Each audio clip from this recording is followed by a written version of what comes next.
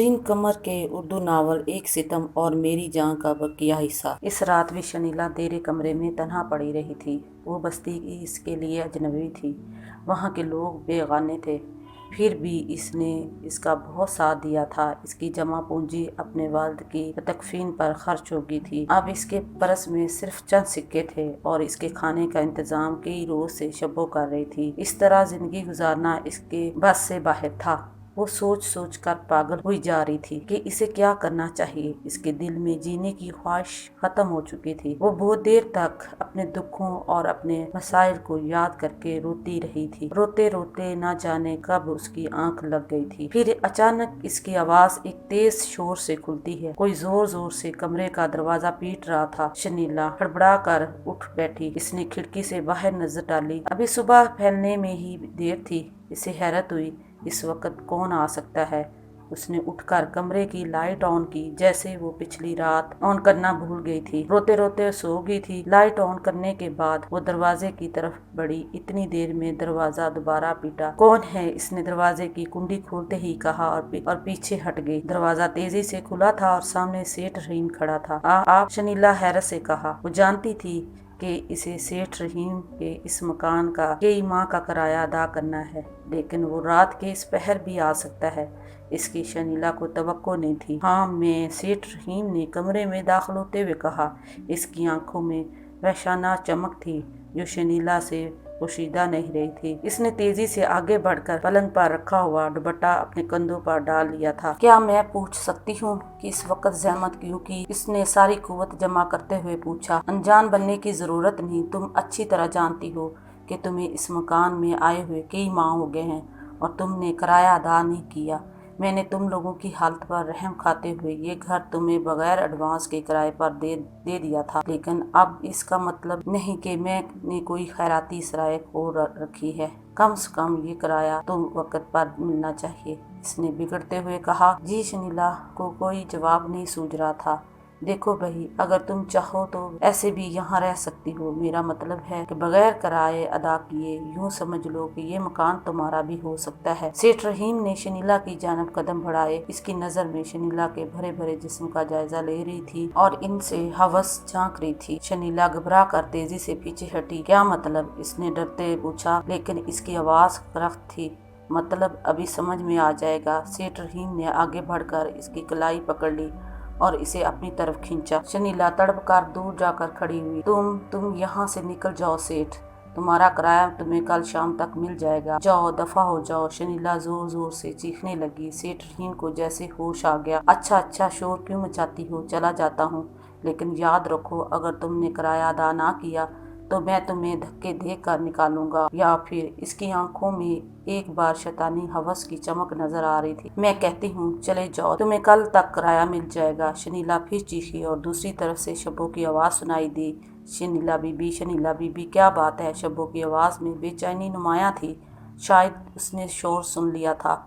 इसका कमरा शनीला के कमरे के साथ ही था। कमरे के हवादान में से आवाजें एक कमरे से दूसरे कमरे में सुनी जा सकती थी। मैं जा रहा हूँ, चीख कर लोगों को मत जमा करो। याद रखो अगर कल शाम तक मुझे मेरा किराया नहीं मिला तो सारी बस्ती तुम्हारा तमाशा देखेगी, सेठ रहीम ने कहा। तेजी से कमरे के दरवाजे से बाहर निकल गया। शनीला ने दौड़कर कमरे के दरवाजे की कुंडी लगा ली और काफी देर दरवाजे से टेक लगाए गहरे गहरे सांस लेती रही थी। फिर आहिस्ता आहिस्ता चलती पलंग पर जा बैठी थी। तकिए के नीचे से अपना पर्स निकाल लिया था जिसमें मौजूदा 4.5 रुपए की रिजागारी को वो तीसरी बार गिनने लगी थी। इसके गालों पर आंसुओं की कतार बह कर गिर रही थी। इसकी समझ में नहीं आ रहा था कि वो क्या करे। इसने बगैर सोचे समझे सेठ रहीम से कल शाम तक किराया देने का वादा कर लिया था और अब वो परेशान थी कि किराए की रकम मुकर्ररा वक्त तक कहां से लाएगी। फिर अचानक ही एक ख्याल आया। उसका हाथ अपने कानों की तरफ बढ़ गया था। दूसरे लम्हे ही इसके कानों में सोने की बालियां इसके पर्स में पहुंच चुकी थी और कमरे में बेचैनी से टहलते हुए सुबह होने का इंतजार करने लगी थी। कुछ ही देर बाद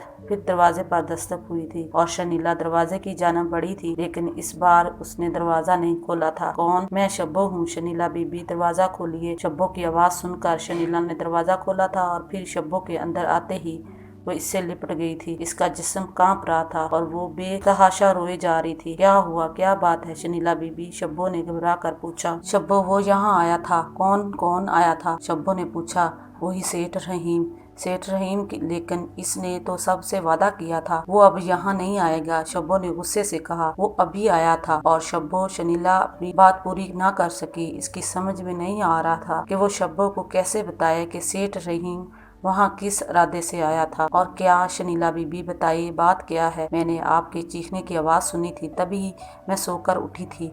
फिर आपने कोई जवाब नहीं दिया तो मैं समझ गई कि मेरा वहम होगा। मैं मुंह धोने बैठ गई, लेकिन फिर मुझे आपकी कोई आवाज़ सुनाई नहीं दी थी तो मुझे यकीन हो गया था कि मेरा वहम ही था जो मैंने आपकी आवाज़ सुनी थी। फिर भी मुझे चैन नहीं आया तो मैंने सोचा कि देखने में क्या हर्ज है, इसीलिए चली आई। बताइए ना क्या हुआ? शब्बो ने पूछा। वो अपना किराया लेने आया था, शनीला ने कहा। किराया? लेकिन इस मोहल्ले के लोगों ने बता दिया था कि किराया इसे अभी नहीं मिल सकता। वो कैसे इस अंदाज में किराया वसूल करना चाहता था? क्या? हाँ, इसने मेरा हाथ थाम लिया था और कह रहा था कि अगर मैं चाहूँ तो ये घर मेरा भी हो सकता है। शनीला ने कहा। क्या इसकी ये मजाल? मैं अभी बाबा को बताती हूँ। शब्बो ने गुस्से से कहा। नहीं शब्बो, नहीं, ऐसा मत करना, इसमें मेरी भी बदनामी होगी। तो फिर क्या उसे यूं ही आजादाना घूमने दिया जाए? आखिर इसकी इतनी हिम्मत कैसे होगी? कुछ भी हो शब्बो, लेकिन इस बात को झगड़े की बुनियाद नहीं बनाना चाहिए। मेरा ख्याल है कि अब वो दोबारा ऐसी जुर्रत नहीं करेगा। शनीला ने कहा।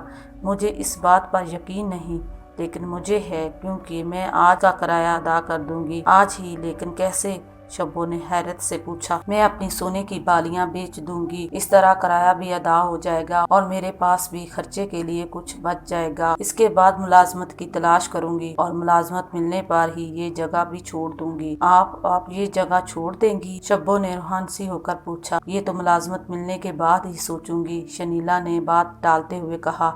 अच्छा आप बैठे, मैं नाश्ता लेकर आती हूँ, शब्बो ने कहा। कमरे से निकल गई। फिर जरा ही देर में वो नाश्ता लेकर आ गई थी और शनीला के साथ ही उसने नाश्ता किया था। नाश्ता करने के बाद उसने एक रुमाल शनीला की जानिब बढ़ाया था। ये क्या है? शनीला ने रुमाल की पोटली खोलते हुए पूछा। ये कुछ पैसे हैं, मैंने बचाए हैं। बाबा मुझे खर्च के लिए जो पैसे देते थे, इसमें से कुछ न कुछ बचा लेती थी। ये आप ले लें और इनसे किराया अदा कर दें, लेकिन अपने सोने की बालियां ना बेचें, शब्बो ने कहा। अरे शब्बो, हद होगी, तुम बिल्कुल ही पागल होगी हो।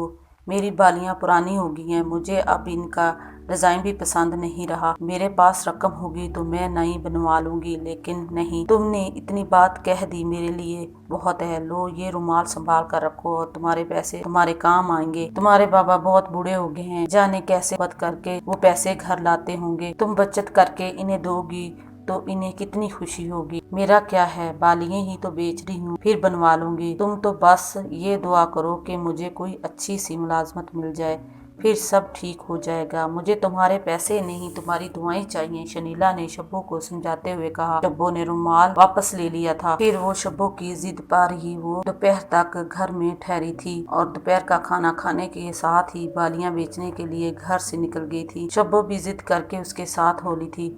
उन्होंने दो एक दुकानों पर दिखाने के बाद बालियां फरोख्त कर दी थी। इन बालियों की फरोख्त पर उन्हें 2500 रुपए की रकम मिली थी। इनमें से 1500 रुपए सेठ रहीम को दे दूंगी, शनीला ने सोचते हुए कहा, और बाकी 1000 से चंद दिन का गुजारा हो जाएगा। भाई अब इतनी भी क्या गैरत कि ऐसा नहीं हो सकता कि ये 1000 रुपए आप रखने, ये 1000 रुपए आप रहने दें और चंद रोज हमें मेहमान नवाजी करने दें, शब्बो ने कहा। वो दोनों बालियां बेचते ही घर लौट आई थी और फिर शब्बो के मना करने के बावजूद शनीला ने रास्ते ही में से खाने के लिए सामान खरीद लिया था और घर आने के बाद वो खाना पकाने में मसरूफ हो गई थी और शब्बो के करीब ही बैठी रही थी। शब्बो, कल मैं इंशाल्लाह नौकरी की तलाश में निकलूंगी, तुम देखना मुझे बहुत जल्द कोई मुलाजमत मिल जाएगी। वो खामख्वाह बहुत पुरुम्मीद हो रही थी। अल्लाह करे ऐसा ही हो, शब्बो ने खुश होकर कहा। वो दोनों बहुत देर तक बातें करती रहीं। खाना पकाने के बाद शनीला ने इसरार करके शब्बो को अपने साथ ही खाना भी खिलवाया था और इसके बाद बालियां फरोख्त की रकम में से भी 1500 रुपए उसे दे दिए थे। शब्बो, लो ये पैसे अपने बाबा को दे दो, उससे कहना कि मोहल्ले के चंद बुजुर्गों की मौजूदगी में ये रकम वो सेठ रहीम को दे दे। अब इसका मुझ पर कोई उधार नहीं है, मैं खुद इसका सामना नहीं करना चाहती और मैं तुम्हारे बाबा पर इत्मीनान करती हूँ। मुझे یقین ہے کہ وہ یہ کام خوش اسلوبی سے کر دیں گے۔ شنیلا نے کہا، کیوں نہیں شنیلا بی بی، ضرور کریں گے۔ شبو نے جواب دیا، میں بابا کو پیسے دے کر ابھی آتی ہوں۔ ہاں، میں یہاں آپ کے پاس ہی سوؤں گی، اس نے جاتے ہوئے کہا۔ پھر جب وہ کچھ دیر کے بعد واپس آئی تھی، اس کے ہاتھ میں اس کا بستر تھا۔ میں یہاں سو جاؤں؟ اس نے معصومیت سے پوچھا۔ شنیلا نے مسکراتے ہوئے سر ہلا دیا۔ شبو نے جلدی سے اپنا بستر زمین پر لگا لیا تھا اور وہاں ہی دھرنا دے کر بیٹھ گئی تھی۔ شبو، میری ایک بات مانو گی؟ کچھ دیر بعد شنیلا نے اس سے پوچھا۔ ہاں مانوں گی، شبو نے معصومیت سے وعدہ کر لیا۔ پھر میرے ابو کی اٹیچی کی چابی مجھے دے دو، میں ان کی چیزیں دیکھوں گی، شنیلا نے کہا، اور شبو نے بغیر کسی کچھ کہے چابی اس کے حوالے کر دی تھی۔ پھر شنیلا نے اٹیچی کھول کر اپنے ابو کی البم نکالی تھی اور بہت دیر تک اپنے ابو امی کی تصویریں دیکھتی رہی تھی۔ اس کی آنکھیں خشک تھی، جیسے ان میں سے آنسو خشک ہو گئے ہوں۔ کچھ دیر تصویریں دیکھنے کے بعد اس نے بم رکھ کر اٹیچی میں تالا لگا دیا تھا اور چابی اپنے پرس میں رکھ دی تھی۔ چلو اب سو جائیں، صبح مجھے جلدی گھر سے نکلنا ہوگا، شنیلا نے کہا۔ شبو پہلے ہی سو گئی تھی۔ اسے بے فکری سے سوتا دیکھ کر شنیلا کے ہونٹوں پر مسکراہٹ آ گئی تھی۔ اس رات وہ بھی سکون کی نیند سوئی تھی۔ دوسری صبح وہ معمول سے پہلے اٹھ گئی تھی اور جب وہ ناشتہ کر چکی تھی تب شبو کی آنکھ کھلی تھی۔ میں جا رہی ہوں شبو، گھر کا خیال رکھنا، شنیلا نے کہا اور نئی منزلوں کی تلاش میں نکل کھڑی ہوئی۔ نئی ملازمت تلاش کرنے اور ایک نئی کامیابی زندگی نئے سرے سے شروع کرنے کے جوش میں شنیلا گھر سے نکل تو گئی تھی، لیکن صبح سے دوپہر تک جب وہ فیکٹریوں اور دکانوں پر جانے کے بعد نا امید ہوئی تو اس کی ہمت ٹوٹ سی گئی تھی، اور ہر جگہ جاتے ہوئے جتنی پر امید ہوتی وہاں سے واپس آتے ہوئے اتنی ہی مایوس اور اداس ہوتی تھی۔ اسے ہر جگہ سے انکار ہی سننے کو ملتا تھا۔ پھر وہ نڈھال سی آگے بڑھ گئی تھی اور چند قدم چلنے کے بعد اس کے چہرے پر امید کی کرن ابھرتی تھی۔ چند ہی قدموں کے فاصلے پر ایک فیکٹری تھی۔ شنیلا ایک بار پھر قسمت آزمانے کے لیے اس فیکٹری کے گیٹ میں داخل ہو گئی تھی۔ مجھے سپروائزر صاحب سے ملنا ہے، شنیلا نے گیٹ پر موجود چوکیدار سے کہا۔ اس ناول کا بقیہ حصہ دیکھنے اور سننے کے لیے ہماری اگلی ویڈیو لازمی دیکھیں۔ ہمارے چینل کو سبسکرائب کریں اور بیل آئیکن کو کلک کریں۔